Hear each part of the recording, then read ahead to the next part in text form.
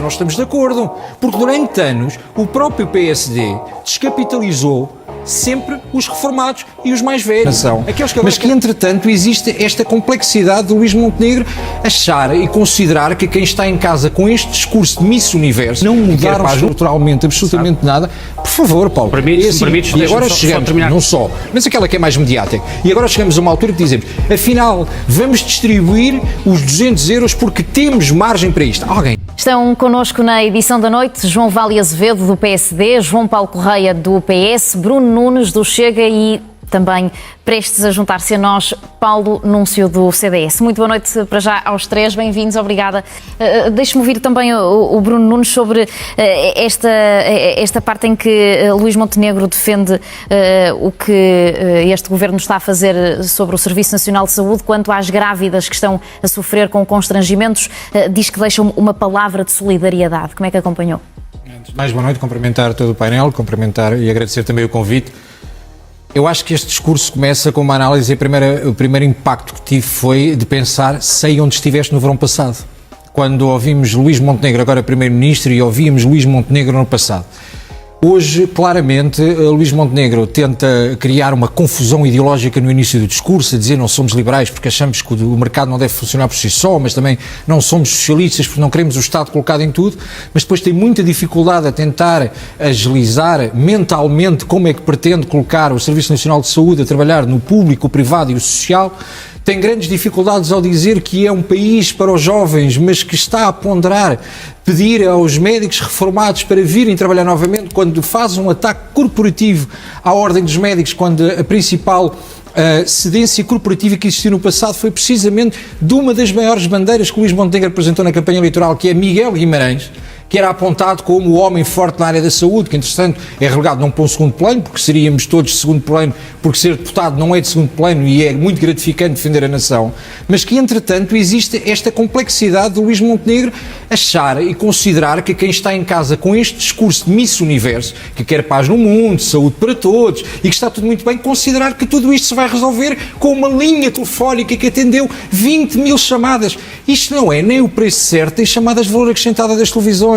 Luís Montenegro tem que ser sério, perceber que ao dizer que vamos buscar os reformados enquanto médicos, existe um problema dos jovens a entrar no mercado de trabalho na área da saúde, continuamos a contratar médicos da Colômbia, médicos em Cuba, não valorizando os nossos jovens e, portanto, todo este discurso parece de alguém que acabou-se de chegar de férias, mas que não sabe o que está a acontecer no país e, claramente, e aqui tenho que concordar, existe aqui uma antevisão clara por parte do Primeiro-Ministro de uma necessidade de tentar aglomerar à sua volta votos, porque começa a antever que poderá ir para eleições antecipadas, que é aquilo que, aliás, o Governo tem tentado forçar nas últimas semanas consecutivamente. Fazer mais do que tem sido feito neste variado número de setores e de atividades. Até anunciar medidas que já estavam feitas, dou exemplo aquilo que é anunciado hoje em relação à ferrovia e da questão da abertura do concurso que foi no debate do Estado da Nação, que foi referido pelo Sr. Primeiro-Ministro. Ontem mesmo definimos e abrimos o concurso de Porto-Oiã. Basta ver as notícias, tinha sido o concurso lançado por António Costa no dia 12 de 1 de 2024. Portanto, anunciam medidas do passado, não mudaram estruturalmente absolutamente nada. Por favor, Paulo.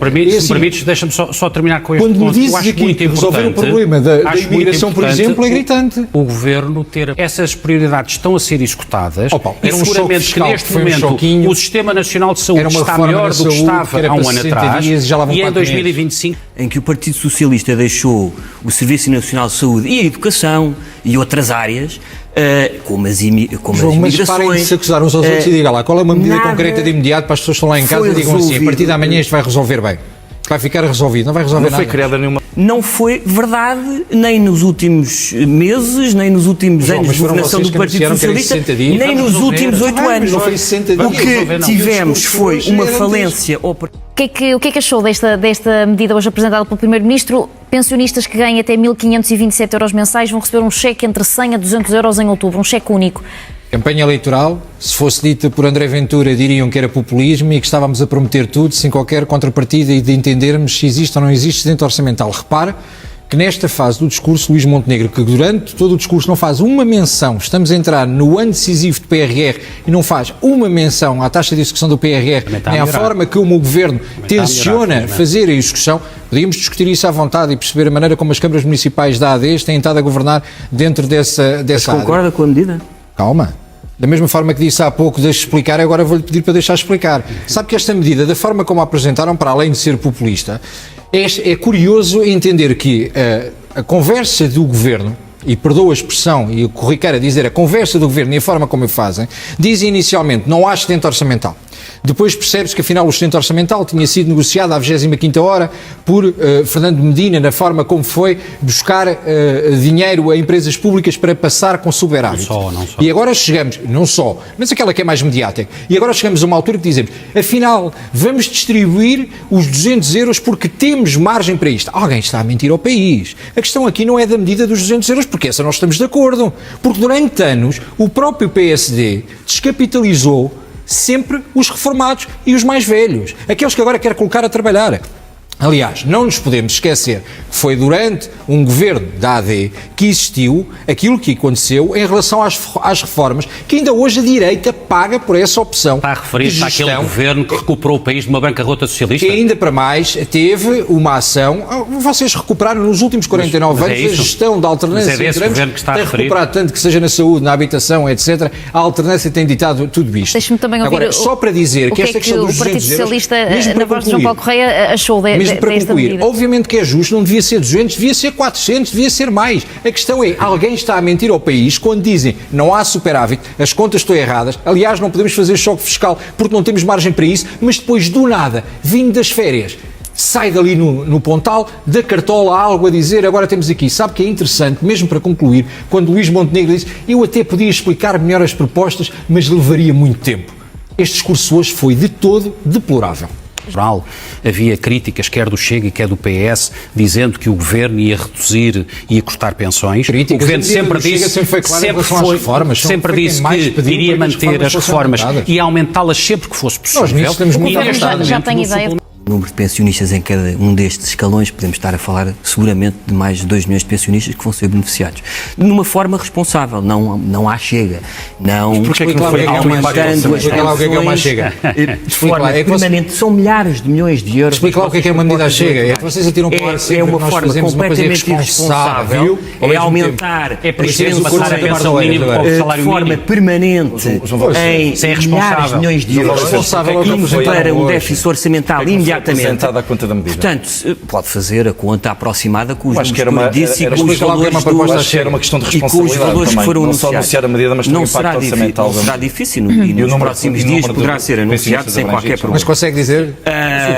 Consegue dizer o que é uma proposta Chega? Mas diga lá o que é uma proposta Chega? É, por exemplo, passar a pensão mínima para o salário mínimo, como o Chega propõe. E não era justo? É uma proposta irresponsável. É irresponsável, totalmente irresponsável, inexecuível, completamente impossível de realizar. Eu sei que é 1 contra 2, eu sei que o vosso nervo... impossível. Deixa-me só dizer há uma coisa que o João Vale Azevedo não acabou, Paulo. Só para terminar... Não, Bruno Nunes, estava o João Vale Azevedo.